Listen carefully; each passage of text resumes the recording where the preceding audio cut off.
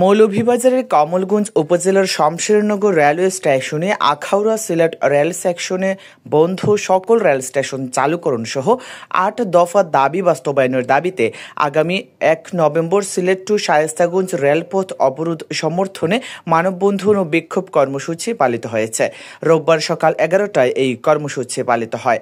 মানববন্ধনে বক্তারা বলেন, সিলেট ঢাকা ও সিলেট কক্সবাজার রেলপথে দুটি স্পেশাল ট্রেন চালু করা, আখাউড়া সিলেট রেলপথ সংস্কার ও ডুয়েল গেজ ডাবল লাইনে উন্নীতকরণ, এই সেকশনে ট্রেনের টিকিট কালোবাজারি রোধ, সিলেটের স্টেশন সমূহে আসন সংখ্যা বৃদ্ধি করা, যাত্রীদের চাহিদা অনুপাতে প্রতিটি ট্রেনে অতিরিক্ত বগি সংযোজন করা সহ বৃহত্তর সিলেটবাসীর প্রাণের দাবি ৮ দফা দ্রুত বাস্তবায়নের দাবিতে আগামী ১ নভেম্বর সিলেট টু শায়েস্তাগঞ্জ পর্যন্ত রেলপথ অবরোধ করা হবে। তারা আরও বলেন, বিশ্বের বিভিন্ন দেশে অবস্থানরত সিলেটের প্রবাসীরা বিপুল পরিমাণে রেমিটেন্স পাঠিয়ে দেশের অর্থনৈতিক উন্নয়নে গুরুত্বপূর্ণ অবদান রাখলেও আখাউড়া সিলেট রেলপথের কোনো সংস্কার নেই।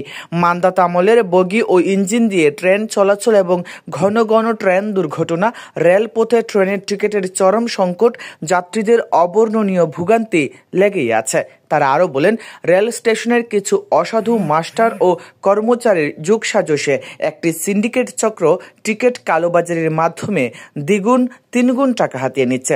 এসব অব্যবস্থাপনা ও দুর্নীতি রোধে এবং ত্রুটিমুক্ত ইঞ্জিনযুক্ত সহ দাবি দেওয়া বাস্তবায়িত না হলে আগামী ১ নভেম্বর সর্বাত্মক কর্মসূচি বাস্তবায়ন এবং ঐক্যবদ্ধ আন্দোলন গড়ে তুলতে হবে।